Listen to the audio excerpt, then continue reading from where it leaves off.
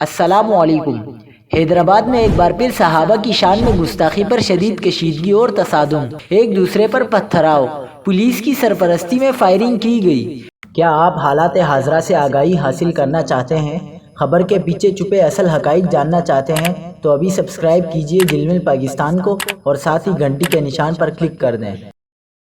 آپ کو بتاتے چلے کہ حیدرآباد میں بٹی گوٹ پاٹک نزد الفضل ٹاؤن کے قریب گزشتہ رات صحابہ کرام کی شان میں گستاخی کی گئی، جس پر اہل سنت عوام سڑکوں پر نکل آئے اور شدید احتجاج کیا۔